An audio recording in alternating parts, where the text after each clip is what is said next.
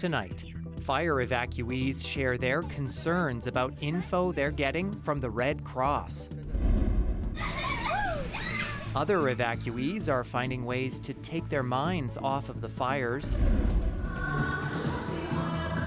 And we take you to a pavilion encompassing numerous cultures at Mosaic in Regina. This is CBC Saskatchewan News.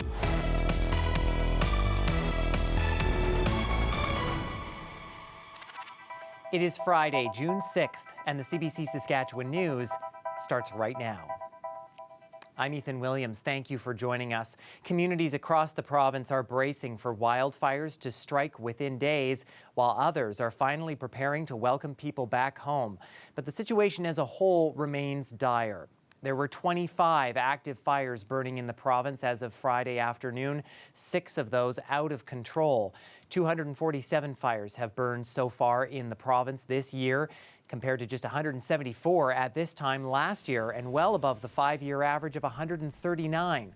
Meanwhile, RCMP have charged 2 people with arson in northern Saskatchewan, an 18-year-old woman from Montreal Lake Cree Nation and a 36-year-old man from Pelican Narrows. RCMP say they received reports of suspicious fires and determined they were set deliberately, but at this time it's not clear whether they led to larger wildfires. RCMP also say they've charged 2 people after a vehicle was stolen from La Ronge after the town had been evacuated. Mounties say they will stay in communities affected by fires until it's too dangerous for them to be there. Meanwhile, the massive shoe fire is closing in on the resort village of Candle Lake. The mayor says the fire is now less than 12 kilometers from the village. Emergency services workers are going door to door, removing flammable materials like propane tanks and gas cans. A mandatory evacuation order has not been issued yet. There is, however, a state of emergency and a voluntary evacuation request. That means the village is encouraging anyone who is not an essential worker to leave. Emergency response people are all planning. I know they just had a briefing here at 1 o'clock. They're talking about assistance coming from other fire departments around the province. So I think our fire chief is doing a good job of getting the proper kinds of help. So once we have to go, there will be capable people here in the village. Lavoie says the shoe fire could reach the town in anywhere from the next 3 to 11 days. She says it all depends on the wind and if they get enough rain. Some evacuees are expressing concerns about some of the treatment they are receiving. They say information they've been getting from the Red Cross has been chaotic and access to services have been challenging. Cameron McIntosh reports. Are you already registered with the Red Cross? Henry McKenzie got registered. Nobody seems to know where we're going, and we're going in circles. But when he called the Red Cross to register a group of elders in Prince Albert, the call center couldn't tell him where to go. I'll see if I can get someone to reach out here. Turns out the registration center was a couple of blocks away. In Saskatchewan, up to 15,000 people have fled their homes. Indigenous evacuees can register with the Red Cross for financial assistance and, if they need, shelter. In this assistance center, run by a First Nation, plenty of exhaustion and frustration.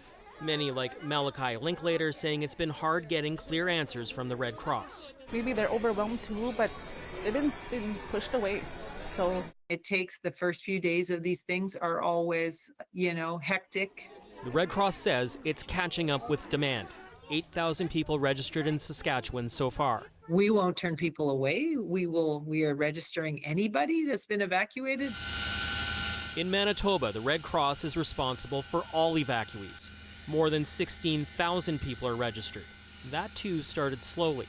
Given the scale of the fires and speed required to respond, Manitoba's Grand Chief says there are lessons to be learned for governments and aid agencies. What we're seeing is, very disorganized, uncoordinated response to the evacuations. For most evacuees, thoughts are on the next days and weeks. Trina Cameron is having trouble getting a placement. That will take her 3 dogs. I had nowhere to go, and I'm 52 years old.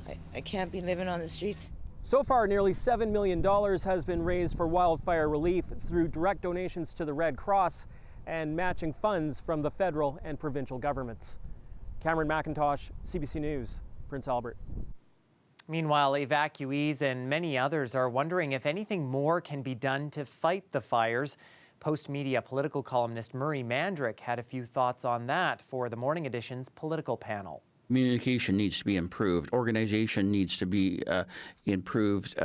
Even to a large extent, the exchange of personnel, federal, provincial, between moving people around. We need something better systematically in place to allow this to happen in a chaotic situation where there might be simultaneously fires in every province and every province needing the firefighters that they have. I'm not big in terms of calling in the Army immediately because you're putting soldiers in danger. And I guess people will say, well, that's why they're soldiers. But no, professional firefighters and soldiers are two really different things. One is trained to do one specific task and in a dangerous situation, and so is the other, but they're different tasks. And even within the forest fire fighting sector, they're graded in terms of what situations they can go into and what situations they can't. So you can't just throw someone into a situation because, you know, they volunteered militarily to protect. This isn't throwing sandbags on a dike or of a flood or anything else. This is something quite different and quite dangerous and maybe not particularly helpful. They need water bombers right now. They need a lot of things. There might be a whole organizational thing. I should write a column, and I probably will, about how we really need to look at our budgeting process and prepare for this every year, which we obviously didn't, if you remember the spring budget with no contingency fund, not only for tariffs, but for this very situation. And now we got a crop coming in, and I'm sure that there's going to be a need for a contingency fund to deal with crop insurance. But all that's aside, I don't necessarily think that the problem is an unwillingness on the part of Scott and Mo or a difficulty in terms of communicating with Ottawa for help. I think probably the right and professional decisions are being made and no one's at risk, and whoever wants to make that point online or maybe politically in the opposition benches for political gain, I guess they can, but it doesn't necessarily square with reality. And of course, these fires are causing stress for everyone who has had to evacuate. But some people are finding ways to take a moment to relax and take their minds off of the situation. Scott Larson has that story. A welcome distraction for kids and a moment of relief for tired parents. These are stressful times for close to 15,000 people displaced by wildfires. They have been evacuated to many spots around the province, most living out of a hotel room in unfamiliar surroundings. Parents are working hard to keep their kids occupied and not worrying about the fires threatening their homes. My daughter's like, do we have a house? She's thinking there was fire in our community. I said yes. This free concert is one activity that Sarah Swan helped coordinate for evacuees. She's from Pelican Narrows, about 500 kilometers northeast of Saskatoon. She's staying in a hotel with her husband and 5 kids. We're not used to being one little room, like they're used to being in a house, and the city makes it harder because it's bigger than our community. Like you could just go outside the house and play, but here you can't go outside because there's streets and traffic. Swan says she's lucky to have great support from her husband, but others aren't so lucky. But it's very stressful for the single mothers and the ones with no transportation. Like we have our vehicle, but then it's very stressful and frustrating, and for the single families that have no transportation and nowhere to go and no help. Roseanne Bear has been through evacuations before. She's in Saskatoon with her 2 youngest children. Bear has her hands full as her youngest, Roseanne Jr., has lung issues, and her middle child, Isaac Jr., is special needs. I miss home. I really want to go back, but I can't. But Bear says moms just adapt to the situation they are faced with. This ain't our first rodeo. We've been through this like last year also, so I kind of know what I'm supposed to be doing. It is hard not being in our own comfort zone in that, but we're getting through it with all the help. But there's still no place like home, and she's hoping to get back to Pelican Narrows as soon as possible. Scott Larson, CBC News, Saskatoon. Well, if you are in Regina, whether you live here, maybe you're visiting Regina for the weekend, or if you're one of the evacuees fleeing those fires in the north and you are looking for some outdoor activities this weekend, well, it might be a good time to take a dip in Wascana Pool. The lap pool opened up on Thursday, and the leisure pool, water slides, and hot tub opened up on Friday. Those took a little bit longer because the city was waiting to fill those because of the water restrictions that were in place last week.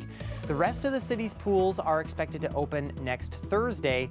And of course, a good outdoor pool swim is dependent on good weather. Weather specialist Helena Mahalik will tell us what we are in store for this weekend after the break. Stay with us.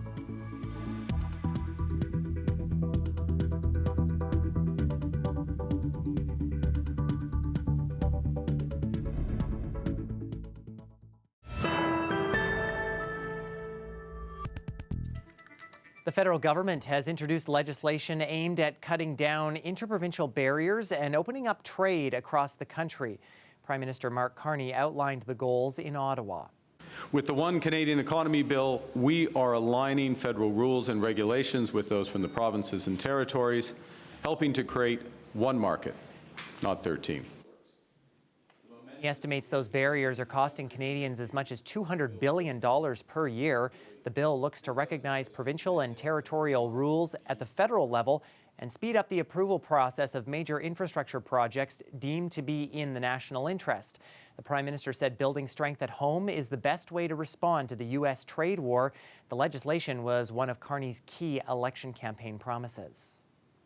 Statistics Canada has released its jobs report for the month of May, and it shows that 8,800 positions were created last month.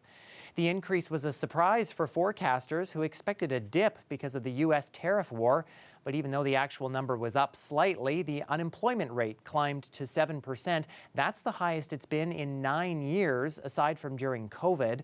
The job gains were mostly in the wholesale and retail trade sectors, but manufacturing employment was down. Smoke from all the fires in Saskatchewan and across Western Canada is choking cities further east. The air quality indexes in Toronto, Ottawa, and Montreal are all listed as high risk, and there are air quality advisories as far east as Labrador. Residents are advised to limit time outdoors and to be mindful of smoke exposure symptoms, especially in young children and people with respiratory issues. High concentrations of wildfire smoke could remain in place for the next several days.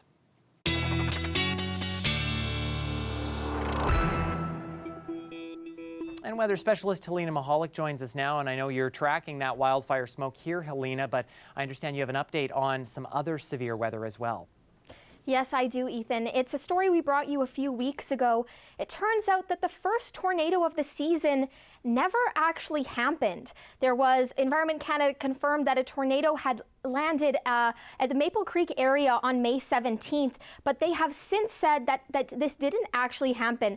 This photo is credited by Dre Irwin, and you can see that there's some turbulent weather in this area caused by thunderstorms. But after further investigation, Environment Canada says they actually didn't have enough evidence to call this a tornado and that it was premature. Based on a reassessment of this meteorological situation of the radar data, there was no longer sufficient evidence for us to confirm that a tornado had occurred. We've received no damage reports, and so that has been retracted. As Desjardins said, they didn't have enough damage reports. Nothing was indicated in any crops or fields.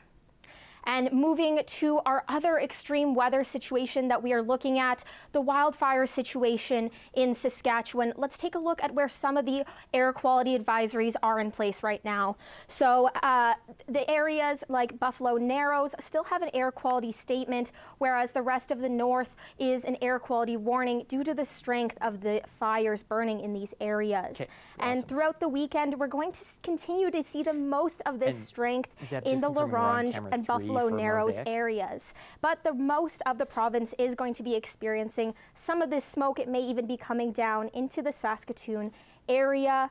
And our wildfire danger is showing up that the risk is very high for the chance of forest fires in south and central Saskatchewan, and where those major forest fires are in those yellow zones. But south and central Saskatchewan continues to have many fire bans in place as well. Friday evening, we are seeing that the north is getting some relief. They have a 60% chance of showers with the risk of a thunderstorm, and this is going to continue into the weekend. Saturday, we are seeing a low pressure system coming in, and it's going to continue bringing that rain to the north as well as for southern Saskatchewan. Throughout the rest of the Saturday, we're going to see that moving into central Saskatchewan for areas around Saskatoon and Prince Albert. And this is going to be leaving Sunday, but that's going to shift into the southeast for areas around Yorkton. And as we get into Monday, we're seeing more of that rainfall possible for areas in the north. So we're just feeling relieved that that area is starting to finally get some moisture. And just how much moisture are they going to get?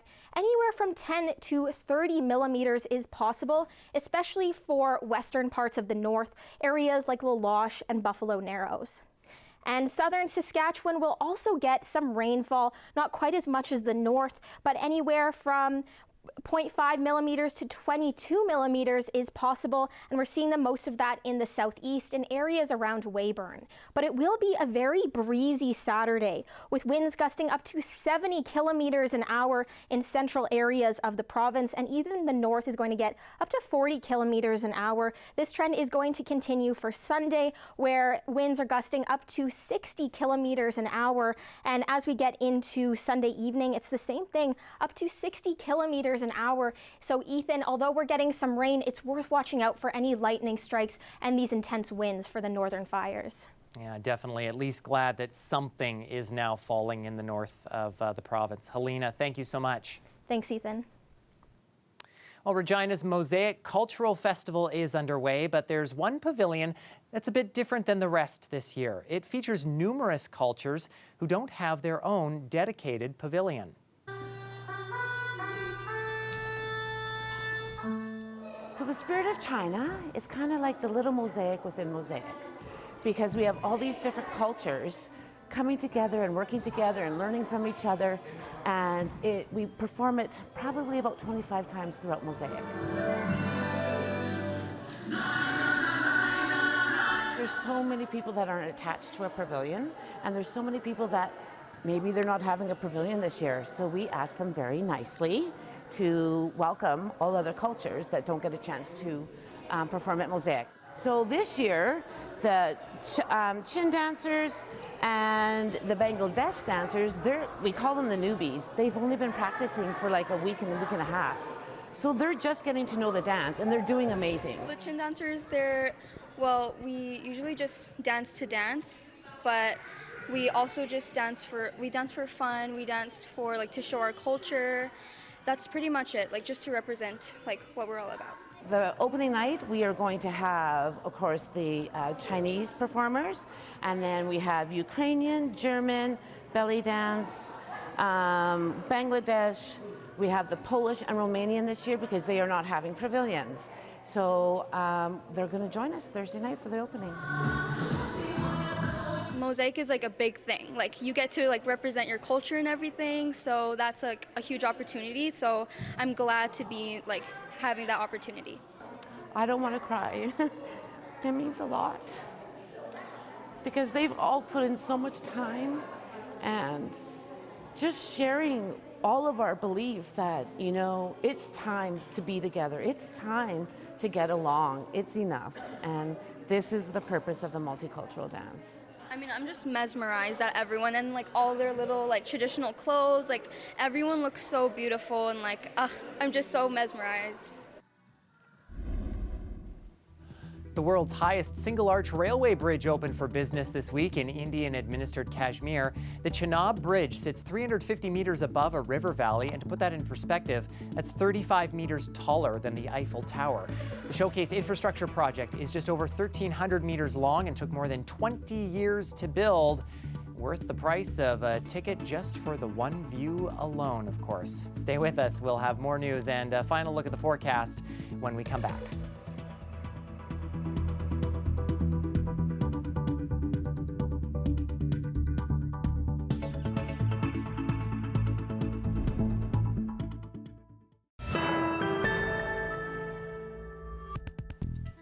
The Saskatchewan Roughriders kicked off the CFL season on Thursday night with a win.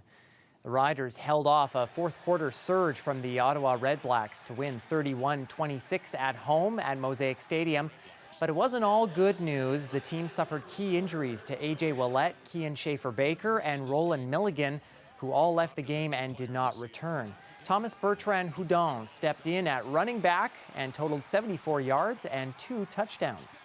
I'm just happy to help the team win, honestly. I mean, it's me, it's AJ, it's the other running backs that we have, like Mario, and even Runch was ready to go in if I ever went down. So I have trust in this entire running back room. The expectation is you got to get the job done. You're on this team. You're a professional athlete. We're not going to change too much stuff up just because somebody else is in there. If you're on the active roster, you know, things keep rolling.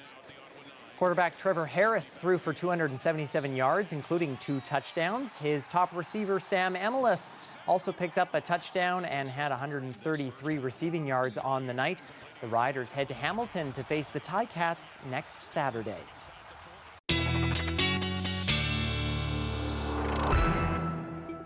And Helena is back now with a look at the weekend forecast.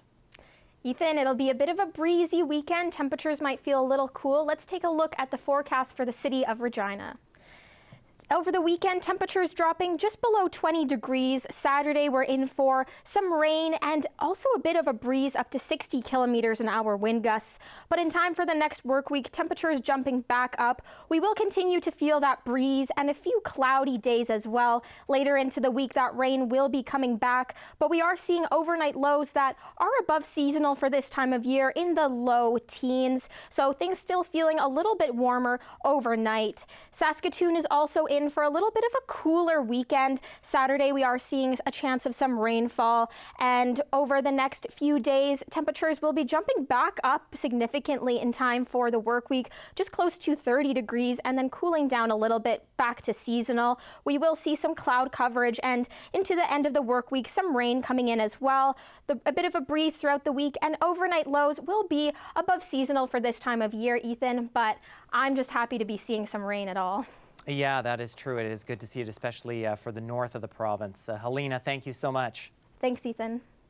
And that is it for us this week. For more news on the fires or otherwise, you can always head to our website or subscribe to the CBC Saskatchewan YouTube channel. And of course, you can always download the CBC News app on your smartphone or tablet. Thanks so much for watching. Have a safe weekend.